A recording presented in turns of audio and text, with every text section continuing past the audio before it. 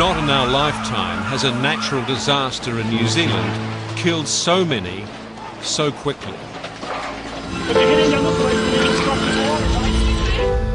From the air, the damage is vast. Close up, the destructive power awesome. John Godley, founder of Canterbury. Well, he was. But what the pictures can't convey is the smell, the emptiness in the heart of this beautiful garden city. It's as though time stopped last Tuesday afternoon when a great vandal smashed Canterbury's crown jewels. Hello. Is that the beep? Yeah, there's a beep again. I believe there were people up in the tower, so I'm very On Wednesday morning, I caught up with my old friend, Peter Beck. He was still in shock.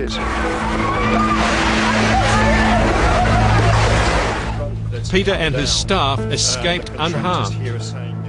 Others weren't so fortunate. They will have visitors who will have gone up the tower to have a look around. Have a look around and whammo, yeah. Absolutely. This is the iconic symbol of the city of Christchurch, and when the spire came tumbling down, it broke the hearts of the people here. The rescuers are still looking for the living and the dead, but outside the police cordon, they're mourning the loss of their loved ones, their friends, their families, their houses, their businesses, and they're starting to ask the question, what is the future for Christchurch? The important thing now is the people, of course, and getting out and supporting those who are traumatised, those who are injured, those who are deeply, deeply anxious about their loved ones.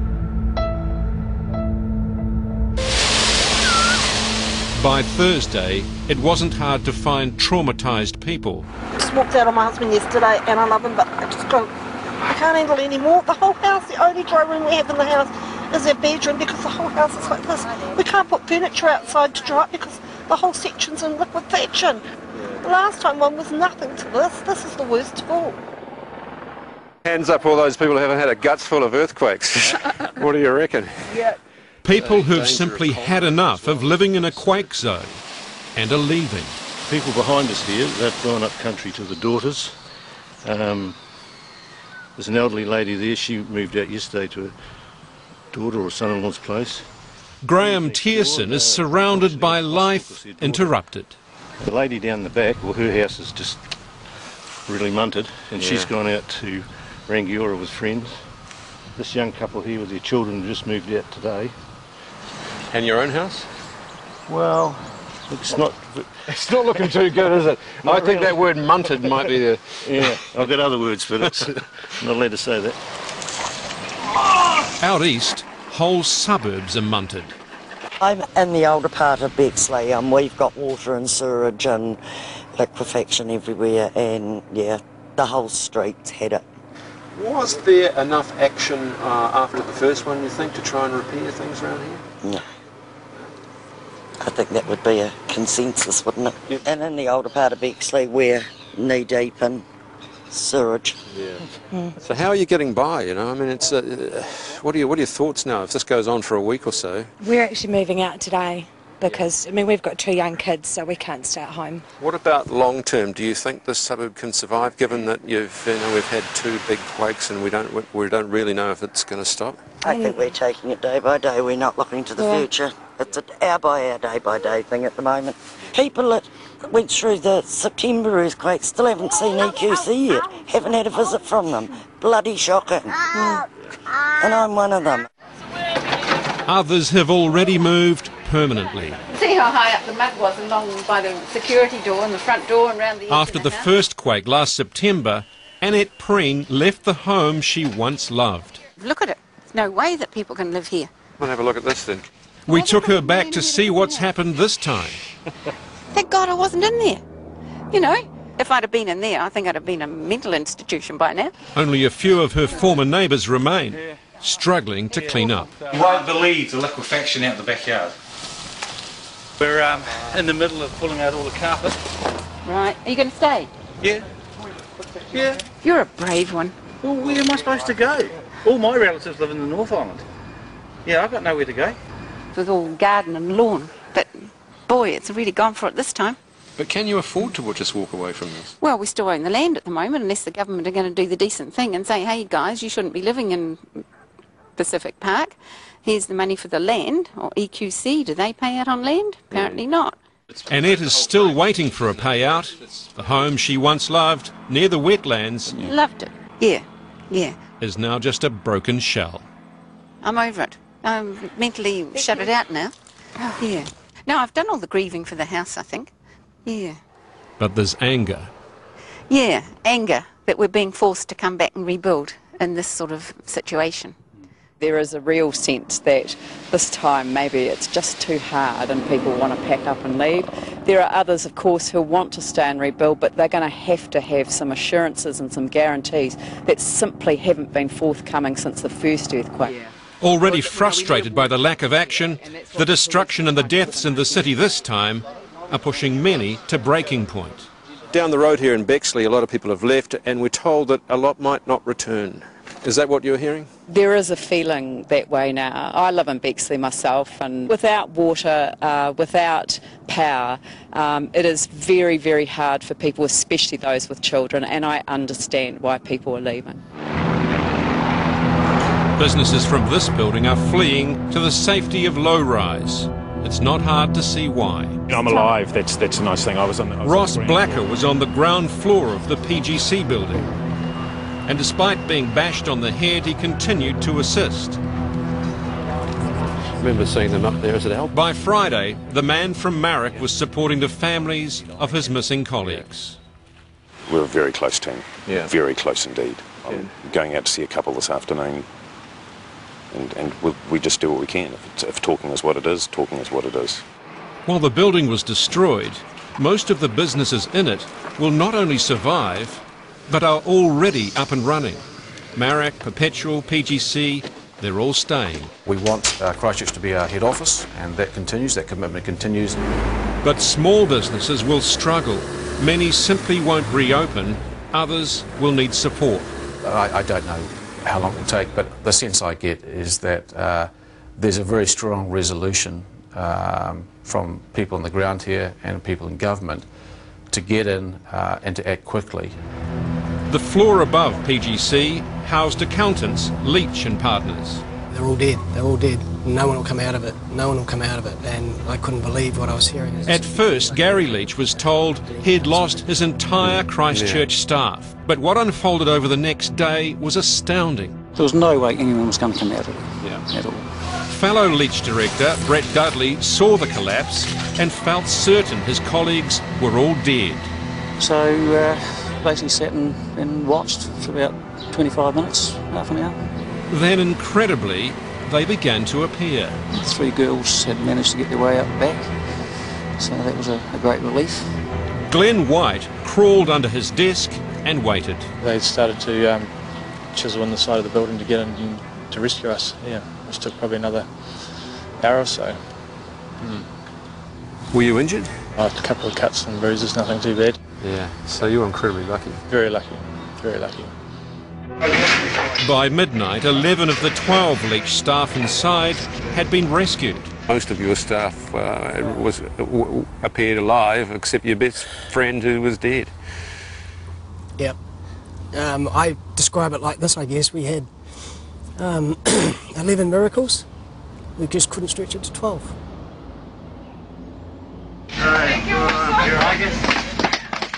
The man who didn't make it was Gary's fellow director and close friend, Phil McDonald. And we're hurting, we're devastated, we're walking a bit dazed. It's going to take us a long time. And our team in Christchurch obviously traumatised, our team in Ashburton totally traumatised as well because of losing their mate, their good friend, their work colleague, and it's going to take some time. Leach and Partners have also moved west of the CBD. You're in the business which relies on businesses being in business. How's Christchurch going to get back to what it was, or will it actually get back to what it was? Oh, John, this look, it was tough enough after the first quake, and we could start to see the repercussions of that first quake already in terms of small businesses, and you know, people weren't going into the central business district even after that, and retail was getting knocked around. Christchurch represented around 10% of New Zealand's economy. Agribusiness and many light industries aren't badly affected, but retail and tourism, attracted by its heritage and beauty, has taken a king hit. So the small businesses are just not getting the business, and if they're not getting the business, it spreads. It spreads, and it's a multiplier effect, and it's going to be hard. Are you expecting a regionalised recession or depression after this?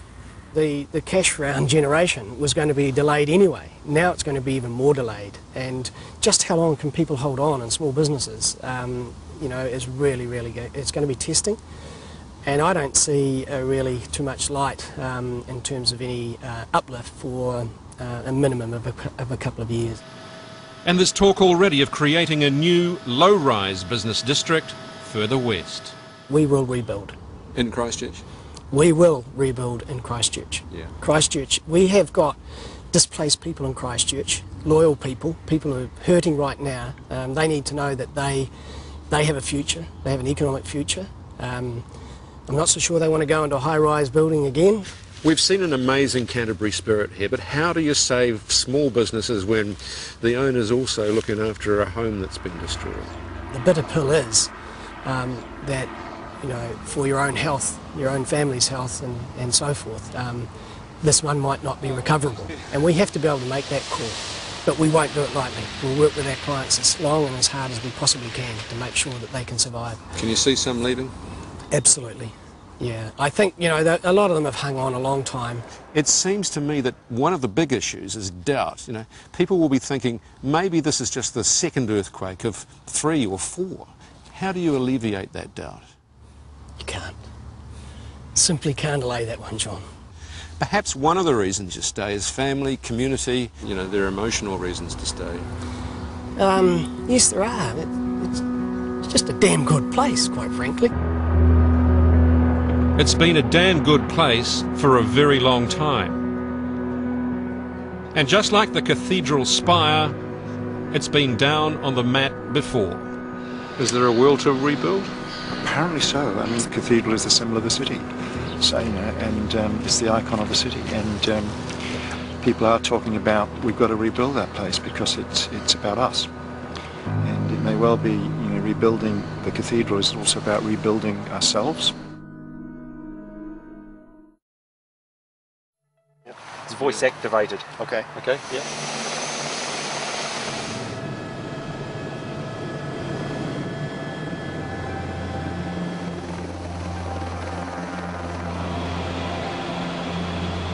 Oh God, that's terrible. It's awful. That's hugely munted.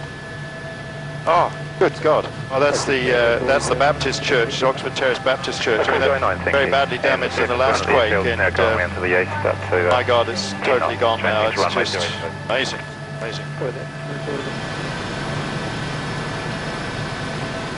There's the cathedral, and at the moment, the police are there, and the contractors, and they're pulling away the masonry, and yeah, I mean, we're just bad to think what they're going to find in there. I think there's no doubt that some people who are killed in there. It's just awful, awful. And we'll deal with the buildings later. At the end of the day, they're buildings, but you can't replace people. Just confirm the western side of Hagley Park is the exclusion. This, I think, is the CTV building, is it? We're coming round to. And, oh, Jesus. That's utterly devastating.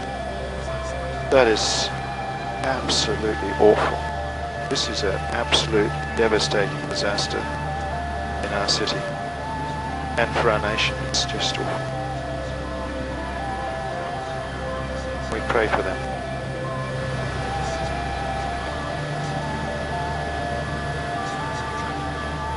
My God, now that's the Pine Gold Guinness or whatever it's called. I can't remember the name of the building that collapsed. I was there yesterday with some people who managed to get out, and we were just there for a while we watching the search and rescue people. I mean, God, you have to say these urban search and rescue people are just amazing and just incredible. The whole civil defence thing, the fire, police, everybody are just doing an amazing, amazing job.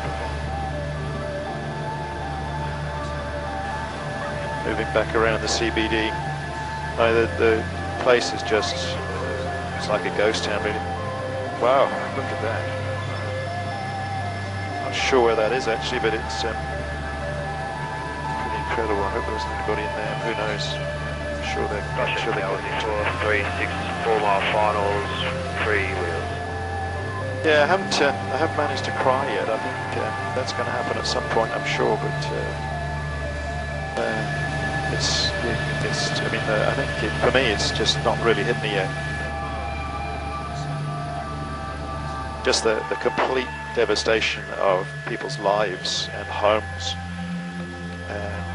and that's what we've got to face over the next, not just the next few days. This is something that's going to go on for a very long time, and we will get there.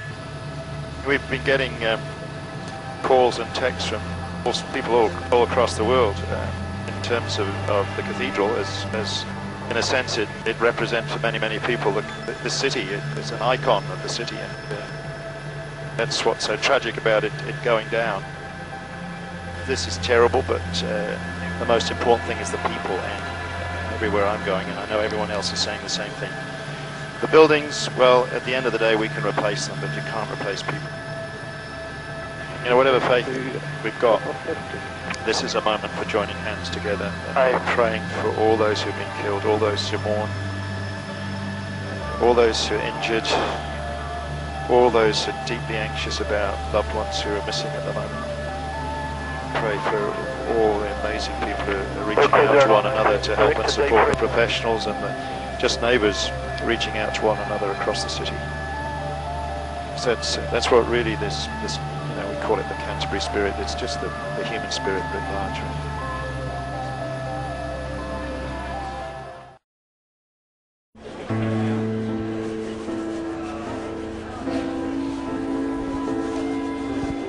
They are arriving in Christchurch from all over the world, still, with hope in their hearts, mingled with dread. The last I heard was that they were still searching, there were still signs of life, so we're just hanging on to hope till the end. It's times where, you know, you hope, and the times you break down and you can't handle it, and you sort of go through waves, really. It's already 4 days. Yeah. All they've seen are the TV images that look like make-believe. Now the loved ones of many missing people face reality. It was just Tuesday, not even a week ago. And while hope still flickers, with every passing day there's an ever-swelling number of confirmed dead. 17, 65, 98, 103, 123 and rising. But also emerging are the stories of incredible survival. How luck, timing, the difference of a couple of seconds, a couple of centimetres, the tenacity of colleagues and rescue workers has meant for some people the difference between life and death. On Wednesday, this was the image that captured a country's hope. 30-year-old bride-to-be Ros Chapman struggling to get free from the flattened Pine Gould building. It was just completely unbelievable that anyone could get out of there alive. Just the day before, the 5-storied building stood proud. Ros in the city shopping with her partner Russ Parker, excited about a new job and a wedding. We're getting married in 5 weeks, and we looked at wedding bands on her birthday on Monday, and she pointed out, we're in Oxford Terrace, and she pointed out, that's my new building, that's where I'm starting work tomorrow, and I took a quick glimpse and went, oh yeah, oh good.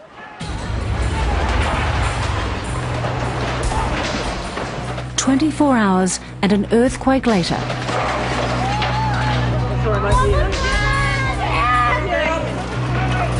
Russ was hurtling on foot towards the building and his trapped fiancée.